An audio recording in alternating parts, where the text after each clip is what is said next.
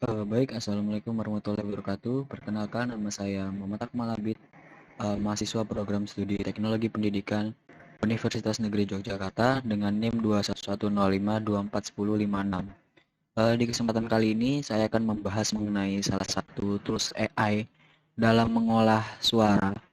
Tools ini cukup ramai dipakai orang dan cukup menjadi salah satu tren AI saat ini.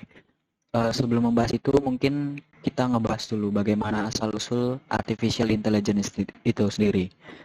Jadi yang pertama itu, mungkin yang kita tanya-tanyakan itu, apa sih itu AI, lalu bagaimana sejarahnya, lalu bagaimana komponen, perbedaan AI dengan komputasi lainnya, dan bagaimana model-model AI itu sendiri. Yang pertama itu, apa sih AI itu sebenarnya? Jadi menurut Rich tahun 1991, kecerdasan buatan adalah sebuah studi tentang bagaimana membuat komputer mengerjakan sesuatu yang dapat dikerjakan manusia.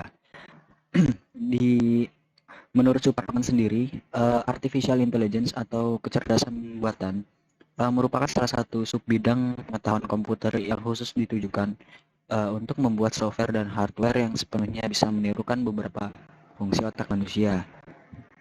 Setelah itu, salah satu bagian ada pendapat lain juga yang mengatakan bahwa salah satu bagian ilmu komputer yang membuat agar mesin komputer dapat melakukan pekerjaan seperti dan sebaik yang dilakukan oleh tingkah laku manusia. Lalu bagaimana sih sejarah konsep AI itu? Jadi konsep AI itu dimulai dengan adanya Turing Test. Turing Test ini secara general merupakan metode penyelidikan dalam kecerdasan buatan atau artificial intelligence. Di sini Turing Test bertugas untuk menentukan apakah suatu komputer mampu berpikir seperti manusia atau tidak.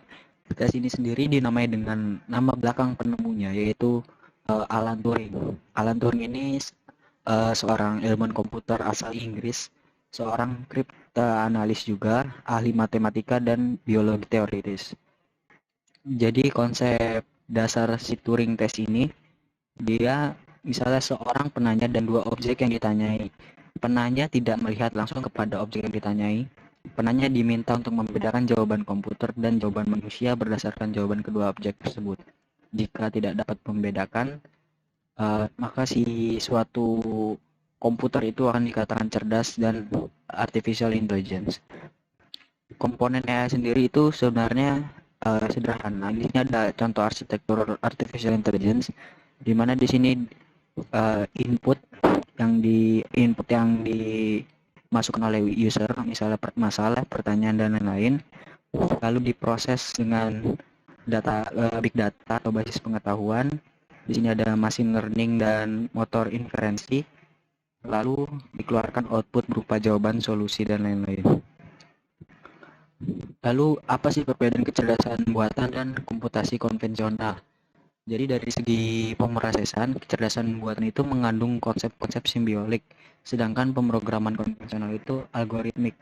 Lalu dari sifat input tersendiri, kecerdasan buatan ini bisa tidak lengkap, sedangkan pemrograman konvensional itu harus lengkap. Dari segi pencarian, kecerdasan buatan ini kebanyakan model-model kecerdasan buatan ini kebanyakan bersifat heuristik ya, di mana sedangkan pemrograman konvensional itu biasanya didasarkan pada suatu algoritma tertentu. Setelah itu dari keterangan sendiri, kecerdasan buatan bisa disediakan dan sedangkan pemrograman konvensional itu biasanya tidak disediakan. Selebihnya bisa dilihat dari tabel ini.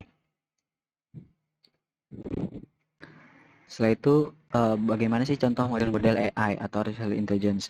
Yang pertama itu ada yang paling umum yaitu sistem pakar atau expert system. Di sini komputer digunakan sebagai sarana untuk menyimpan pengetahuan para pakar dalam suatu big database. Dengan demikian komputer akan memiliki keahlian untuk menyelesaikan permasalahan dengan meniru keahlian yang dimiliki oleh pakar. Setelah itu ada natural language processing atau pengolahan bahasa alami. Di sini uh, konsep model AI ini mengolah bahasa alami, di mana bahasa alami itu maksudnya bahasa manusia. Jadi diharapkan user dapat berkomunikasi dengan komputer dengan menggunakan bahasa sehari-hari. Setelah itu ada speech recognition atau pengenalan ucapan. Jadi melalui pengenalan ucapan ini diharapkan manusia dapat berkomunikasi dengan komputer menggunakan audio. Selain itu ada robotika dan sistem sensor, ada computer vision, di mana AI ini biasanya uh, menginterpretasikan gambar atau objek-objek tampak melalui komputer. Setelah itu ada intelligent computer aided instruction, lalu yang terakhir ada game playing. Di game playing ini yang paling umum itu seperti bot-bot pada game offline, atau yang paling terkenalnya itu bot dalam permainan catur. Jadi di mana lawan catur itu bukanlah seorang manusia melainkan seorang AI.